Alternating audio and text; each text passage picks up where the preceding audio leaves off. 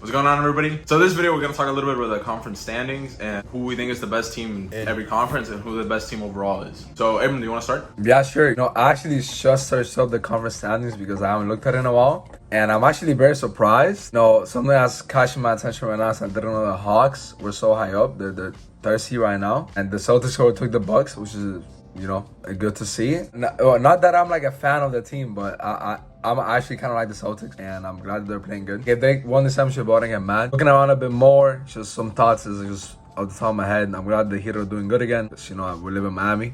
And even though we like the Lakers, I like the Heat. I don't know if I can say the same, but I'm looking at the West. We got the Blazers #1, and I love that. I'm a big Damian Lillard fan, and this has been the best team that he has had ever since LaMarcus and all those people left. Just like a few more comments. I also didn't know the Nuggets had such a good record. So the West right now is kind of weird because like a bunch of like cap teams are like on the top, and the teams that we expected to be good are on the bottom. I think out of every team that we expected to sort of contend, I think the Nuggets were probably the best. So I decided to put them in the thumbnail because I feel like they could definitely contend. But I have a few comments about that, but we'll get into that later. Yeah, just to finish on my thoughts. Like I was saying, the Warriors are low. The Lakers obviously are low as well. The Clippers also haven't, been able to get the best record because Kawhi hasn't been hurt. Which sucks, but at this point, you gotta get used to it, Kawhi. It's funny because I was telling me the other day, I'm glad that Kawhi is finally getting some slander. And it's not that it's his fault, but the way he means it, I think, is that AD gets slandered so much for not being able to play and for missing games. But it's injuries, just like Kawhi. Obviously, Kawhi has had a better career, but you get what I'm saying. Kawhi used to be hurt and nobody would say anything. They would just be like, oh yeah, he's just hurt. So Ali, take the floor. Talking a little bit about the Kawhi thing. Kawhi's injuries are a bit weird. I don't know if it's that he wants to be super careful, and you can understand that. I can't get mad at him for being like that, but it's definitely something that it's like, you know what I'm saying? Another thing with the Hawks, and that's crazy because Trae Young isn't even playing at his best. I guess the three big trades that happened in the offseason were Donovan Mitchell to the Cavs, DeJounte to the Hawks, and then Rudy to the Timberwolves. But if we take a look at that, the ones that are working really well are the ones with the two guards. And that makes sense because two guards can play off each other. Trae Young has always literally been the primary facilitator in that team, and nobody has been able to score on their own or get their own shots. Obviously you got Bogdanovich off the bench and stuff, but still. And now he has a guy in DeJounte who can take a lot of the playmaking duties away from Trae. So that's good to see that. I like DeJounte. Hopefully Trae can get his shooting splits up, and the team should definitely be a lot better. To me, they're still not a contender. I wouldn't say that. I think they're missing a few pieces and stuff. They have a future, you could say that. And then with the Celtics, I was rooting for the Celtics last year. I hate the Warriors, so obviously I'm a root for the Celtics, and that's a team that I wouldn't hate winning at all. Me too.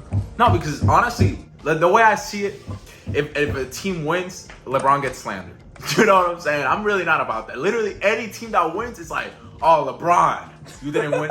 But every team that last year was in the playoffs, the one that no one was gonna say anything about LeBron's legacy was the Celtics. So I was like, all right. And I like, Jalen Brown's my favorite shooting guard, and I like Tatum, so I was rooting for that team. Something that I want to say about the Nuggets is interesting. But I brought up this point to Abram earlier, and it's a point that goes along with Luka and Jokic's chances of winning. I was watching the video and I was editing it, and this point that I'm trying to make, it didn't come off the way I wanted it to, and I've re-recorded this part 5 times because I'm trying to explain this specific point that I have, this specific take, you could say. It's very difficult to do. I was trying to explain why I don't think the Nuggets are contenders, and I basically said that it's because Jokic needs a dynamic guard so that he can alleviate the playmaking duties from him. Because right now, Jokic, he's asked to do a lot. And that also applies to Luka. And that applied to a young LeBron. And then, he ended up getting Wade and Kyrie. It's really difficult in the NBA to be asked to do everything, to be a complete player like a Luka, like a LeBron. It's really hard to win that way. And just having straight role players around you. A really good example is Steph. Steph doesn't really have to worry about playmaking that much. He doesn't have to worry about getting everybody involved because, number one, the offense is predicated on everyone getting the ball and on ball movement, and he has Draymond Green. So I think if Luka or Jokic want to win a championship, they need to get a dynamic guard next to them. And maybe Jamal can take that step. That's why they ended up going so far in the bubble, even though that team was booty. If we take a look at that team, that was Michael Porter Jr.'s first time playing NBA basketball. They literally had to start Monte Morris and Jamal Murray, 2 short point guards. There's more that I want to say about this point. Maybe I'll make a video on it with Abram. Because it's very difficult for me to explain this, and I really, really want to get this point across. But to make it as short as possible, what I want to say is, I think if the Nuggets want to win and they want Jokic to be their best player, they need to get him someone that can take the burden of facilitating and creating away from him. Oh, real quick. I think Kyrie Irving, at least for the Nuggets, that could be their answer. I really mean that. I think maybe the Mavericks still need a little bit more, but I think for the Nuggets, that could be the answer. So I'm not gonna lie, I was reading that point. I really liked it because it's something that I've thought about before, but never that deep. And then when you go to the Nuggets, I just think you kind of have to give them another year. Give Jamal Murray like a whole season of playing, and then a whole off season of being able to train and just get better. And then if he's able to stay healthy, which hopefully he does, then next year they can come back stronger. And the same can be said for Michael Porter Jr. to like a lesser degree. I don't know what his ceiling is. I don't know how much better he can get. And with the Mavs, I agree. Like Luka's having a great year, but if I'm being honest, they have no chance of winning the championship as presently constructed because he's gonna burn out. You know, Luka's a really good first half player, and I'm not saying he plays better in the second half, but you can definitely see a dip, which makes sense because you get to the fourth quarter, you're burned out from all you have done the whole game. So the Mavs definitely need to make a move. Thankfully, Luka's young, so he still has some time. But you know how stars are nowadays. They like to win as soon as possible. So hopefully they don't get too comfortable. I don't think they will. I feel like they have shown Luka that they're willing to take risks. They got Porzingis, they got Christian Wood. And yeah, they lost Brunson, but that wasn't really their fault. And I know Mark Cuban wants to win. And I like the management and I trust them to be able to do something for him eventually. Let's talk a little bit about the teams that are a bit underperforming. Let's talk about the big ones. So, you want to get started? The big one from the East that I'm looking at right now is obviously the Nets. And we're going to make a full video talking about the Nets because a lot has gone down with them. Obviously, Kyrie's not playing right now, and KD's trying his best. I feel like this has been KD's best all-around year. I mean, I've seen him get a lot of assists recently. He's been doing a lot for Nets, trying his best. Like, you can't complain about KD on the court. He's always going to be himself. I was going to be KD, like he loves to say. But, like, I was making a point the other day of, like, oh, we're talking about how LeBron's playing with a bad team, but KD's playing with a bad team right now, too. And, obviously, I don't feel as bad for him because I think of the years of the Warriors that he stacked up the deck against the rest of the NBA. So I said messing around like, well, he deserves it. Obviously, I was joking a bit, but at the same time, it's hard for me to feel bad for him. So another team from the East, well, the Heat started out kind of slow, but they're on a 3-game winning streak and they beat the Suns in a great game yesterday, by the way. Amazing game. Amazing block by Butler. And Bam had a 30-point game. You know, I feel like they're figuring out. I'm pretty sure you're going to agree that the Heat, they had a slow start, but they're going to start winning again. Will you say yes? Yeah, of course. Everyone knows that, man. Everyone trusts the Heat, to be honest. You know what I'm saying? And the Sixers, had a rocky start to a year, but I also think that's another team that's gonna fix it. Another thing that I just realized that the Wizards are 8-6, which is probably cap because for their last year they started like 10-0. 10-0. I'm just playing. Like, nah, I wanted to say at the beginning they folded. Well, I mean, maybe this year they don't fold as hard, but obviously we expect the Heat, the Sixers, to be better. It's funny because Kuzma's their best player. Nah, but Kuzma's playing good, bro. Yeah, because Porzingis and Beal are injured. That's what happens. I mean, let's keep it a buck. Maybe Kuzma didn't fit because he needs the ball in his hands, but bro, that dude has been solid when he came to the league. When he has the ball in his hands, when he's the primary weapon or the secondary weapon, Kuzma can do some things, man, for real. Dude, is that like when you look at it, Porzingis averaging 20 points, Kuzma's almost averaging 20 points, and obviously Bradley Beal has been like a bit not as good this year, but he's still averaging 20. He didn't have that good of a season last year either. Yeah, really underwhelming. But whatever, Bradley Beal's always gonna get like his like 20 something when he does play. He's only averaging 21, which is a really low year for him. Whatever, when he plays, he's still a good shooter and all that. I mean, I would say those are the East teams that have underperformed a bit, and then looking at the West, I would say the Clippers, Warriors, and Lakers are the 3 teams. And you can say the Timberwolves too, but they were like a bottom tier, like Western Conference team, anyways, like playoff wise. And everybody has seen how the Rudy Gobert experiment hasn't worked. You kind of should have expected that. You traded so much for Gobert when you already had Cat, and I don't mind putting a center next to Cat, but I don't think Rudy Gobert was the right move for that. I know you have more thoughts to say about that, so I'll let you like speak about it. Yeah, to me it's really just like you gotta take a look at what you have, and it's like, look, for example, Miles Turner. Wouldn't that have been a much better fit for both Cat and Ant? And Miles Turner, I promise you, Miles Turner would have cost $1. I don't know if you guys know this. They have 0 tradable picks for this decade. Like, that's insane. I personally I do think he's overrated. I know a lot of people like his defense, and people say that he's one of the best defenders of this generation. That's true. I want to give him his credit. They were thinking about getting Clint Capella. Even that would have been better because he would have been cheaper. So it's like you got to really think about what you're doing and what you want to do for all your players. Because people are saying, oh, they shouldn't want to rebuild around Cat, but how is that rebuilding around Cat? Because you're putting a center next to him.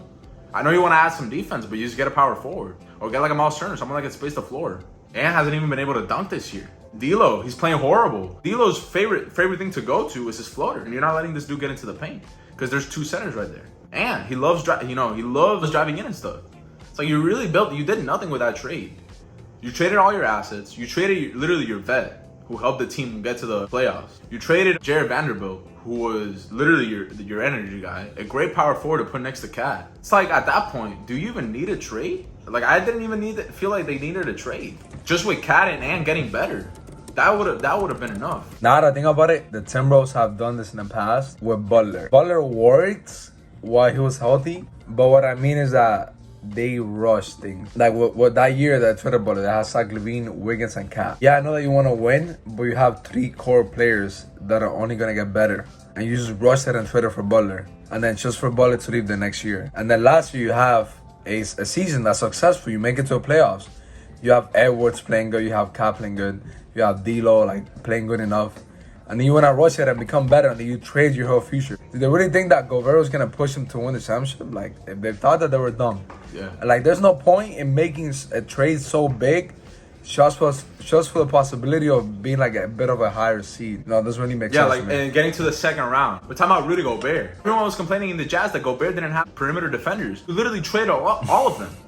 You traded all of them, like dead ass. You literally traded all of them. Let's talk about the Warriors, and then I want to ask you who's your favorite. I know you have a lot to say about the Warriors, so I'm going to let you go first. I don't like the Warriors. I don't like Curry. He's my least favorite player. And I'm really glad that they're underperforming. And that's obvious because the Warriors have been successful because their core has stayed together. And what do they do with their bench? They get vets that have been around the NBA that are looking to win a championship.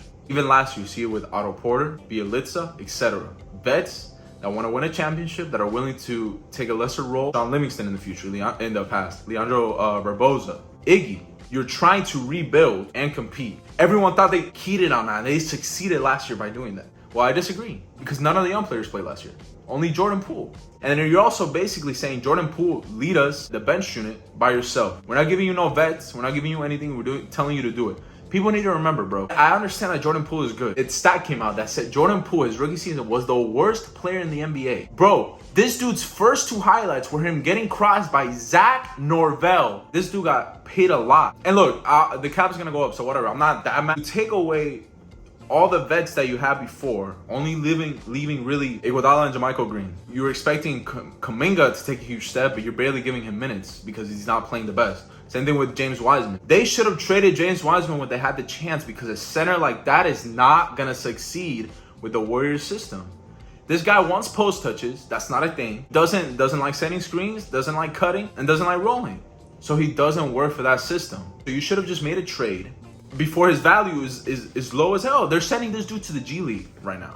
I was saying to try to trade James Wiseman for, I think it was Jakob Poeltl and Doc McDermott.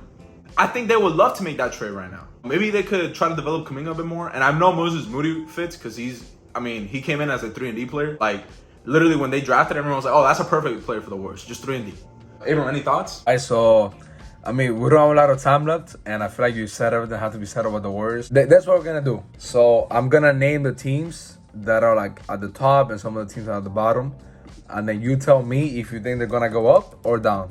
All right, so first one I'm going to say is the Blazers. Do you think they're going to keep at the top of the West or they're going to go down? They're going to go down, but I think they're going to be good in the regular season.